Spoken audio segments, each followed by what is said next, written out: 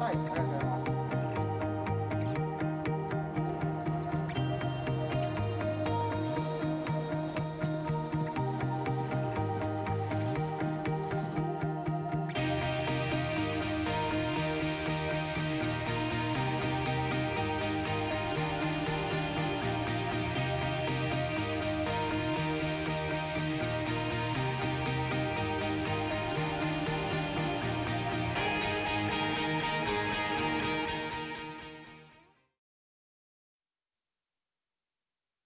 少なくても30代はですね、もう、ブチ切りで走らないかんね、暴走族でなかったらいかんと。だから私は20代30代は絶対に三輪車っていうのは四輪車っていうのは四輪駆動って倒れないわ、基本的には。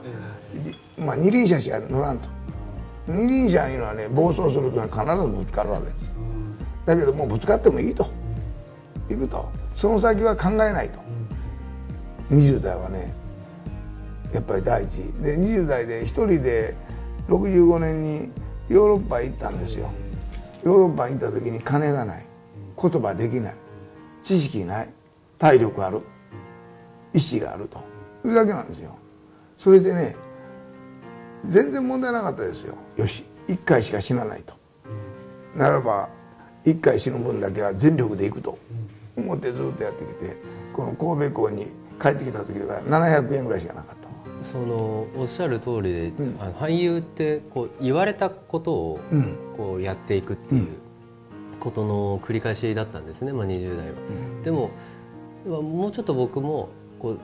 生み出す側、ゼロからこう作り出す側にそれに挑戦してみたいなっていうのが30代かな。いわゆるいいものが面白いものが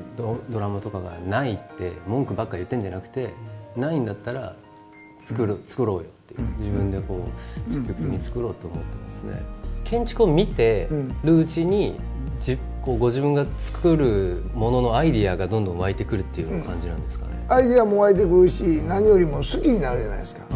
でこれを作ったやつ、どんなやつが作ったのかなと思ううちに、やっぱりその人の責任感っていうのは伝わってきて、責任感っていうのは量にはならないけども、これすごいなと思ったら責任感出ると。でやっぱり道を歩いてると、この道路誰が作ったのかなと思ったら、どういうふうに作ったのかなと調べてみるということも考えると、20代はねよく本読みましたよ。20代30代は体力あるからね、でひたすら読むと、いろいろと面白いものがこう前に飛び出してくるから、それを捕まえると。長いことをやってきて、何が大事かというと、やっぱ知的体力で好奇心ね、これ面白いん違うかと。でもよく聞くのは例えばこの長屋もこの真ん中がなくて上を見るとこう空があってっていうすごいアイディアだと思うんですけど、そのすごい作品数が多いじゃないですか、今でもずっと。そのアイディアがなくなることとかないんですか？アイディアが出てこなくなる。それまた知的体力、アイディアいうのは大体ね闘争心ですよ。アイディアいうのはね。で面白いものを探そうと思っていたらアイデアが出てくるんではないかと思ってますが、これ最新作でね、これはちょっとパリの真ん中でね、ルーブルの向かいなんですけども、古い建物、これか、はいはい、これねルーブルの向かいにできててニュースで見てます。でこれはね真ん中に、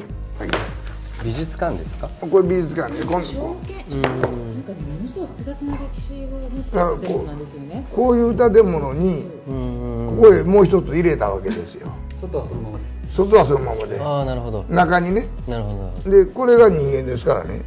巨大なもんなんです。そうですね。でこれが真ん中メインホールね。かっこいい。でこれフランス政府と古い建物の中にこんなもん作ることはできないと。私英語もできない、何も日本語はちょっとおかしいぐらいの感じでねそれで向こうと打ち合わせするじゃないですか。英語ができないのいいですね向こう何分言っても分からへんからでこれが19世紀の壁ね。できないことをしないと我々にとっては面白くないわけですよ。他人ができないことをしないから、いっぱいたくさん仕事をしてもね面白くないじゃないですか。他人がしない自分の生活空間の中に空のあるいうのはあんまりないからね。でそういうことをしておくと、今武さん若いからこの人にしかできないやつをやっとくのな、30年ぐらい持ちますよ。いややっぱこうそうですね、スケールの大きさがこう、やっぱすごいじゃないですか。だからやっぱそこは予算をどんどんかけてもらわないと。そう。直島の島で行ったことありますか？大変でしょ。福武さんベネッセの福武さんがやる言うた時に私反対したの。こんなとこには無理やと。で彼はね信念とね情熱とね忍耐力があったわ。で自分の全財産を投入してでもここに世界一の美術館を作るって言うから、その気迫に負けてついていったわけですよ。で私はうまくいかないと思ってたんです。遠いから不便で合理的でないし遠いし生きにくいわけでしょ。精神力とねやっぱり信念やね、絶対にやるというで絶対にやるという信念さえあれば、30代にあれば70も80もいきますよ。僕も何かこうやりたいことがあったらもう絶対やるんだという、そう、でなんか都合悪いこと言われてきたら聞こえないからそう聞かないっていうスタンスで、はい、だから私が今まで生きててよかったのは評価されなかったのがよかった。この「ドームス」いう本にね私作品を送ったんですよ。載せてくれと。周りが大丈夫かと、あとおかしなったなと言われてた。ちょっと世界を広げておかないと、若い頃に。でこの住吉の長屋っていうのはフランスが一番最初にゲットしてきて、すごいと。何がすごいと言うたらね、コンクリート上中冷え冷えとしたところで生活する日本人はすごいと。私はすごいのじゃない、冷え冷えとしたところで住み尽くすぐらいすごいと。この精神力は日本人の精神力はすごいと。レベルの高い最高級の建築家たちが安藤を呼ぼうじゃないかというので1982年に展覧会をパリでやったんですよね。去年日本とフランスの交流記念文化交流があって、私は展覧会した。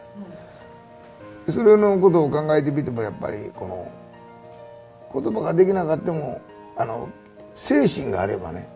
言葉を超えて語るんですよ。世界を股にかけたら面白いで、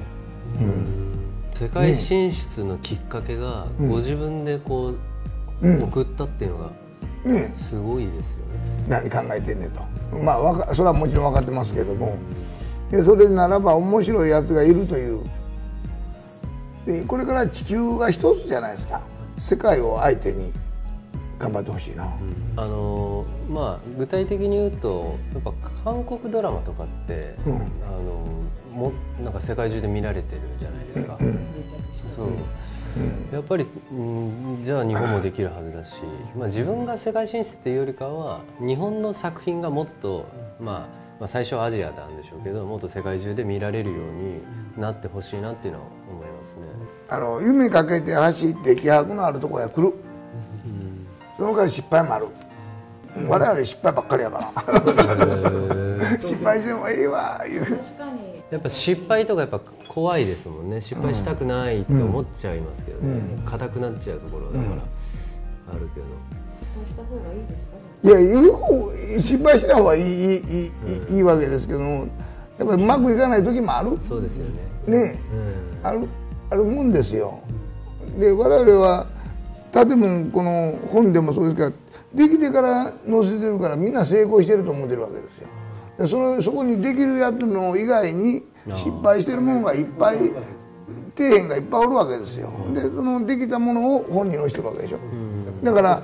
みんな成功してるように見えるわけですが、何分にもそうでない部分がたくさんあると思うんですが、で私日本の若い子どもたちっていうのは、まあ10歳ぐらいまで以下の子どもたちにも地球で生きていることを考えると、勉強もせないかんと、体力も上げないかんと、そして地球環境のことも温暖化のことも考えないかん、プラスチックのことも考えないか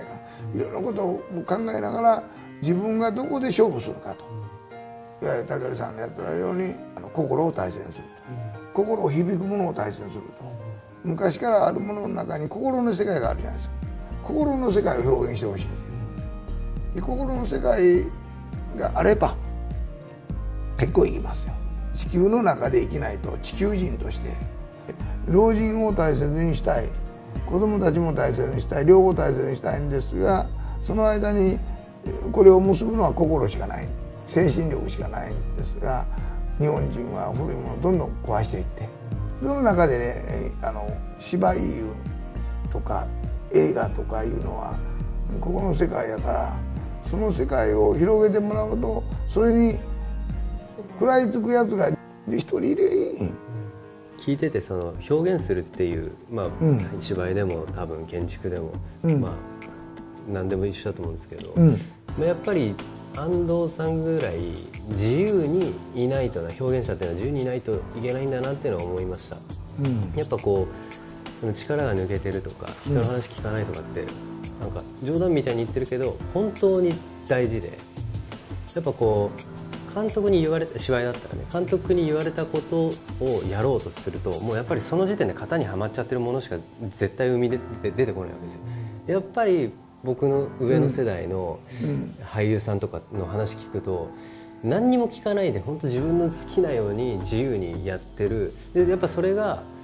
こう飛び抜けてる、さっき言った飛び抜けるってことにつながって、まあ、人の心に残るってことにつながるんだろうと思うから、まあ、でもすごい分かりやすく言うといい子すぎるんだと思うんですよね、僕らの世代の表現者っていうのが。日本人は大体いい人なんですよ、みんな。それを超えてないと特化された人じゃないから、ね、そうでしょ。俳優で特化された人間で、みんなもうコツコツ働いてるのに、俳優は自分の好きなことを表現して生活するわけですから、特化されてないとね。やっぱりこう何か作ってもらいたいものがあって安藤さんにお願いしたい時に、やっぱりできるだけもう自由にやってくださいって言いたいですもん、やっぱ僕は。言いたいし、多分そっちの方が結果いいものができるんだと思うし、でもやっぱりそうみんな怖いからこうしてください、こうしてくださいって細かいことを言いたくなっちゃうんですよね。それはこの建築以外の多分ジャンルでも一緒で、そうですね。そう芝居でももうこうしてくださいってね言いたくなっちゃうんですけど、やっぱりこうそうじゃなくて自由にやってって方がやっぱこうポテンシャルを引き出したりして結果、面白いものが出来上がるのかなとは思います。エネルギッシュじゃないですか。エネルギッシュだけど、そのなんて言うんでしょう、ギラギラしすぎてない、こう温かい雰囲気で、まあ可愛らしい方ですよね。そのチャーミングで、でもやっぱりこう出てくる言葉がすごく、まあ、説得力があるのは当然だし、なんだろう、こう重みもある分、自分にちゃんと刺さりましたね。やっぱり共通するものがやっぱあるんだなと思ったし、安藤さんはそれを多分僕にこう伝えたいとこう思ってくれて、こういろいろ話してくれたと思うんですけど、全然ジャンルは違うけどやっぱり共通するものがあって、安藤さんがおっしゃったことを、まあ、改めて胸に、まあ、これから仕事をしていきたいなと思いました。人に言われたことだけやってっちゃダメだよね、まあ分かってはいたけどやっぱそうだよなと思ってて、やっぱり特にこの役者業ってその人のせいにいくらでもできるというか、人のせいにしちゃいたくなる時があるんですよね。まあ、実際監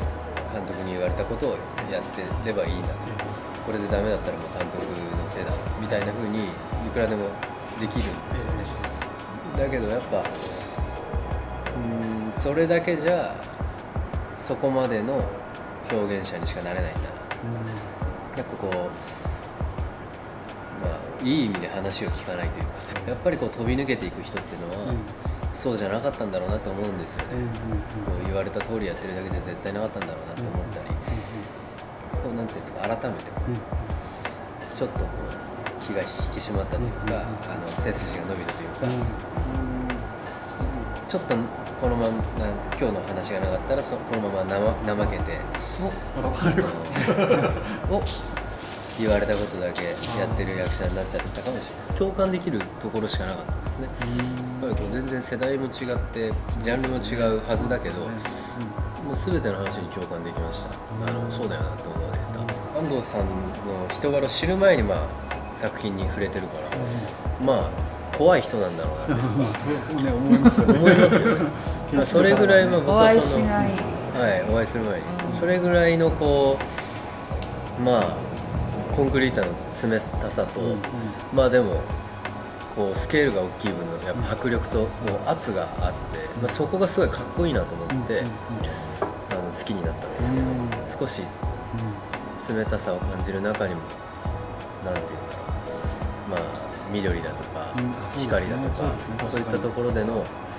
でもそれでなんかすごくあったかくなりすぎてない感じだとかも含めてすごい僕はかっこいいなと思って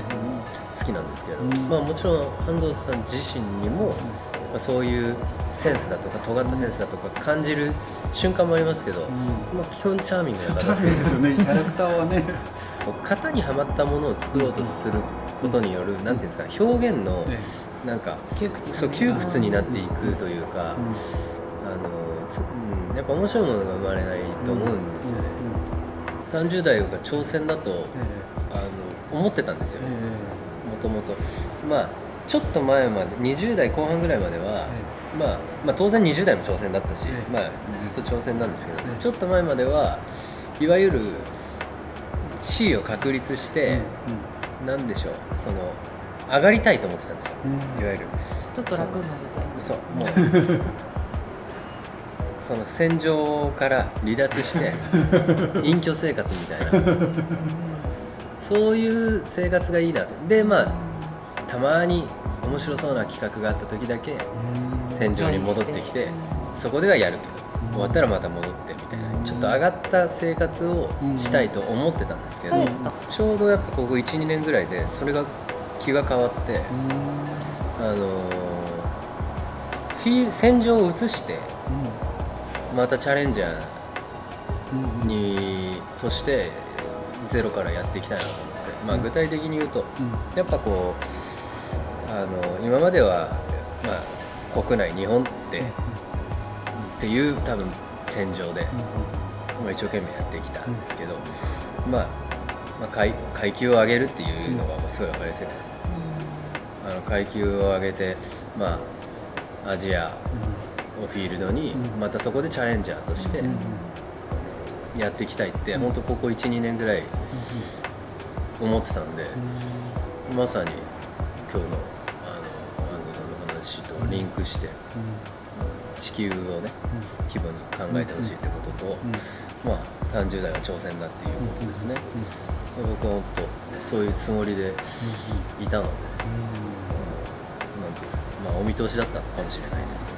けど、そもそも日本のドラマがやっぱもっと見られるように、いろんな作品がもっと世界で見られるようになってほしいなってやっぱ思ったかな。どうしたってやっぱ役者って仕事だと受け身になりがちなところがあると思うんですよ。だから企画者の人頑張ってくれよとか、いい話来ないかなみたいに、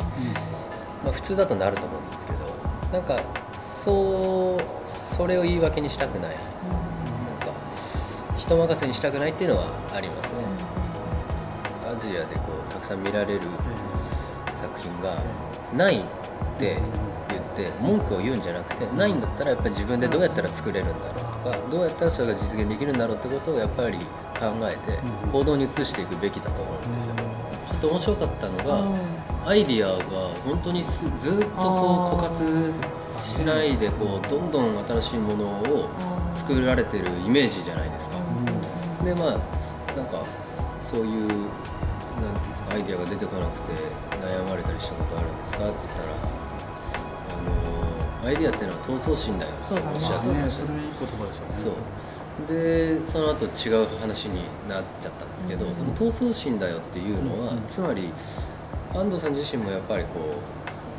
悩まれてた時期とかがあって、戦うことがあるのかなっていうか、それはちょっと気になりました。クオリティのもので、ビッグバジェットのもので量産し続けるっていうことがやっぱり相当すごいことだと思うんですよ、僕は。